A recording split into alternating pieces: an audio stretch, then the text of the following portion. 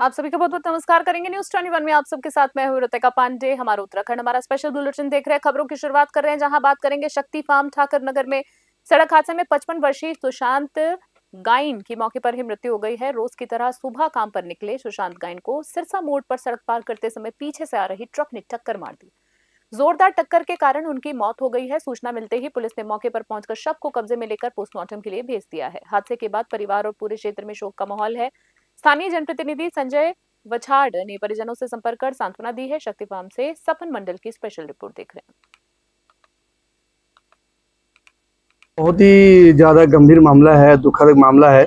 हमारे पूरे गांव इस टाइम बहुत ही शोकाकुल है, क्योंकि जिस लड़के की डेथ हुई है बहुत ही लोकप्रिय और लोगों के हर काम में आने वाला लड़का था। वो सुबह रोज की भांति वो अपने काम पे जा रहे थे जजी फरम, ये सिरसा मोड़ से आगे। तो जैसे उन्होंने सिरसा मोड़ में यू टर्न लिया तो पीछे से एक ट्रक आया और उसको कुचलते हुए ट्रक आगे निकल गया और उसको ऑन द स्पॉट उसकी डेथ हो गई। तो गांव के सब लोग हम लोग वहाँ गए थे और वहाँ के पुलिस प्रशासन ने भी मदद की है और पुलिस प्रशासन ने तुरंत प्राथमिकता दर्ज करके उसे मुकदमे दर्ज कर लिया है। क्या नाम था? सुशांत गायन, बाप का नाम कालीपत गायन और ठाकुर नगर रुदपुर के है निवासी और उम्र लगभग वही 58-59 के आसपास।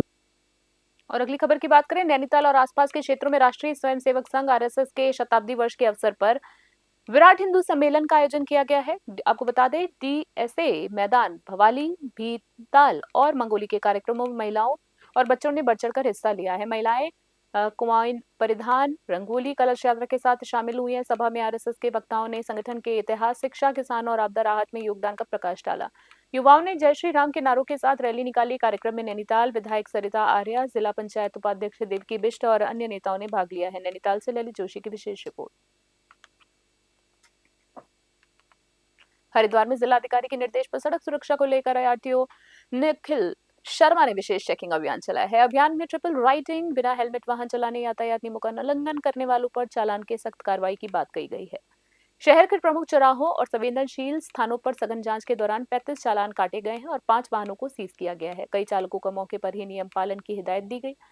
आपको बता दें, एआरटीओ ने कहा है कि ये अभियान लगातार जारी रहेगा और वाहन चालकों से अपील की गई कि हेलमेट पहने, ट्रिपल राइडिंग से बचें और नियमों का पालन करें। तनवीर अली की स्पेशल रिपोर्ट देख रहे हैं हरिद्वार से। पर क्या कार्रवाई है जो आज की जा रही है, बताएं। देखिए, आज जिलाधिकारी महोदय के निर्देश है कि छुट्टी के दिन परिवहन विभाग द्वारा हेलमेट के ऊपर एक सघन सरप्राइज इंस्पेक्शन चलाया गया। तो उसी के मद्देनजर हमारी बाइक स्क्वाड, टास्क फोर्स और खुद मैं यहाँ पे आज सिंहद्वार से कनकल मार्ग पे ये सघन अभियान चला रहे हैं, जिसमें अभी तक हम लोगों ने करीब 35 बाइकों का चालान कर दिया है और 5 बाइकें सीज कर दी। और ये कार्रवाई अभी लगातार जारी है। पर क्या कार्रवाई है जो आज की जा रही है? नैनीताल के डीएम ललित मोहन रायल ने लालकुआ तहसील में अवैध शराब और नशीले पदार्थों के बढ़ते कारोबार पर सख्त चेतावनी दी है। उन्होंने पुलिस और आबकारी विभाग को निर्देश दिए हैं कि अब किसी स्तर पर ढिलाई बर्दाश्त नहीं की जाएगी। डीएम ने कहा है कि अवैध शराब पर बिक्री और नशे के कारोबारियों के खिलाफ व्यापक अभियान चलाकर आरोपियों को चिन्हित कर कानूनी कार्रवाई की जाए। उन्होंने सभी संबंधित विभागों से नशा मुक्त जिले के लिए ईमानदारी से दायित्व निभाने और दोषियों के खिलाफ सख्त कार्रवाई सुनिश्चित करने को कहा है। डीएम ने टीम गठित कर तत्काल कार्रवाई के निर्देश भी दिए। लालकुआं से नैनीताल से विनोद कुमार अग्रवाल की स्पेशल रिपोर्ट देख रहे हैं। अवैध शराब और नशाखोरी के विरुद्ध यहाँ पर जन शिकायतें प्राप्त हुई हैं। तो जिला आबकारी अधिकारी, पुलिस प्रशासन और जो हमारी अदर एजेंसीज हैं उनको इस क्षेत्र में सघन ड्राइव चलाने के लिए कहा गया है। इनपुट्स के आधार पर जो इनके सोर्स हैं, हैंडलर्स हैं और जो इनके सिंडिकेट्स हैं, उन तक भी पहुंचकर जो जखीरा है उसे बरामद करके ऐसे सिंडिकेट्स को समाप्त करने के लिए इनको सख्त हिदायत दी गई है। अभी जो है रामनगर क्षेत्र में कुछ ड्राइव्स चली हैं, लामा चौड़ क्षेत्र में चली है। तो जहाँ जहाँ शिकायतें प्राप्त हो रही हैं उनमें एजेंसी से अवैध शराब और नशाखोरी के विरुद्ध यहाँ पर जन शिकायतें प्राप्त हुई हैं। तो जिला आबकारी अधिकारी, पुलिस प्रशासन और जो हमारी अदर एजेंसीज हैं उनको इस क्षेत्र में सघन ड्राइव चलाने के लिए कहा गया है।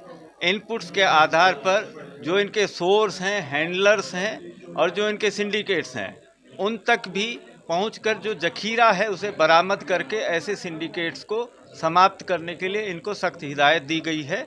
अभी जो है रामनगर क्षेत्र में कुछ ड्राइव्स चली हैं, लामा चौड़ क्षेत्र में चली है, तो जहाँ जहाँ शिकायतें प्राप्त हो रही हैं उनमें एजेंसी से।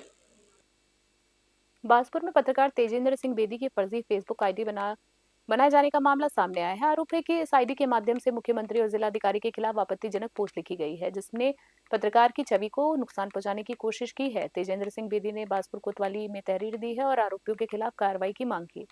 पुलिस ने गंभीरता से मामला लेते हुए जांच शुरू कर दी है। साइबर माध्यमों से फर्जी आईडी बनाने वाले तक पहुंचने की कोशिश की जा रही है। दोषी पाए जाने पर सख्ती से कार्रवाई होगी। बांसपुर से सलीम रजा की स्पेशल रिपोर्ट।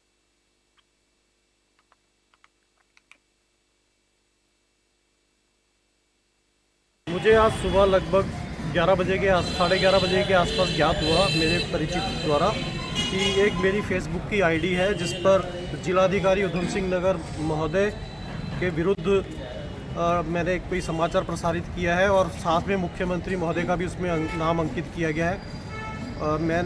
मैं बड़ा आश्चर्य हुआ उसकी बात सुन के, तो क्योंकि मैंने ऐसी कोई पोस्ट प्रसारित ही नहीं की थी, तो मैंने उनसे स्क्रीनशॉट मंगवाया। उन्होंने जब स्क्रीनशॉट भेजा उन्होंने, तो मैंने देखा कि वाकई में उसमें एक बहुत ही आपत्तिजनक जो मेरी आईडी फर्जी आईडी बनाकर पोस्ट की गई है, जिससे जिलाधिकारी उधम सिंह नगर की छवि, माननीय मुख्यमंत्री उत्तराखंड सरकार की छवि धूमिल करने का प्रयास किया गया है और उसके पीछे षड्यंत्र के रुड़की से खबर देख रहे हैं। मंगरौल नहर किनारे 17 फरवरी को प्रदीप का शव मिला है। सिर पर पत्थर से कुचला हुआ पाया गया था।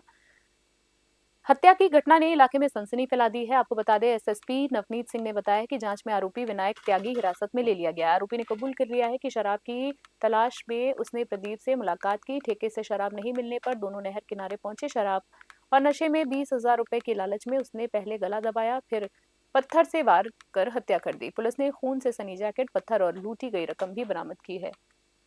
रुड़की से हरिद्वार से तनवीर अली की स्पेशल रिपोर्ट देख रहे हैं।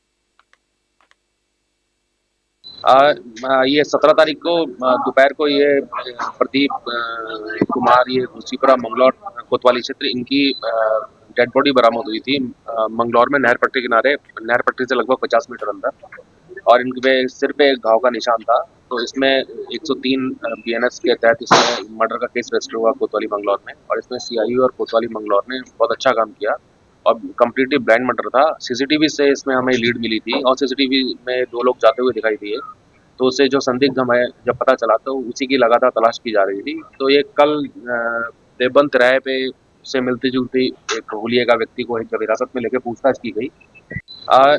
ये 17 तारीख को देहरादून में यादव महासभा उत्तराखंड द्वारा भव्य होली मिलन समारोह आयोजित किया गया है। कार्यक्रम में राधा कृष्ण की झांकी और भजन लोगों का मन मोह गया। आपको बता दें, समाज के सदस्य खासकर यदुवंशी परिवार कार्यक्रम में शामिल होकर आपसी भाईचारे और वार्तालाप को बढ़ावा दे रहे हैं।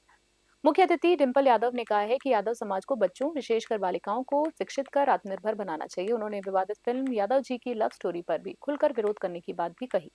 महासभा के अध्यक्ष श्रीचंद यादव ने कहा है कि इस तरह के मिलन समारोह से समाज में एकता और भाईचारा मजबूत होता है। देहरादून से आशीष यादव की विशेष रिपोर्ट। से मैं यही निवेदन करना चाहूंगी कि महिलाओं को जितना भी हो सके जागरूक करें उनकी शिक्षा के प्रति। जैसे मैं पहले ही बोल चुकी हूँ कि महिलाओं को शिक्षा बहुत जरूरी है। जैसे समय चल रहा है, इस समय महिलाओं के लिए बहुत ही ज्यादा शिक्षित भी इसका एक कारण है कि अशिक्षित है महिलाएं, अपने अधिकारों के बारे में नहीं जानती है। तो मैं चाहूंगी कि उनको उनके जो अधिकार है उनके प्रति जागरूक कराया जाए और शिक्षित होने के लिए ज्यादा प्रेरित किया जाए, जिससे वो अपने आप को सुरक्षित भी रख सके। नहीं कहना बारे में अभी मेरे संज्ञान में है नहीं, क्योंकि इसके बारे में अभी ये मामला विरोध करना चाहिए। अगर गलत है तो बिल्कुल विरोध करना चाहिए और होना चाहिए इसका, क्योंकि अगर यादव समाज के खिलाफ कोई बात जा रही है या कोई प्रचार प्रसार गलत हो रहा है तो खास बुलेटिन में बने रहे न्यूज़ 21। नमस्कार।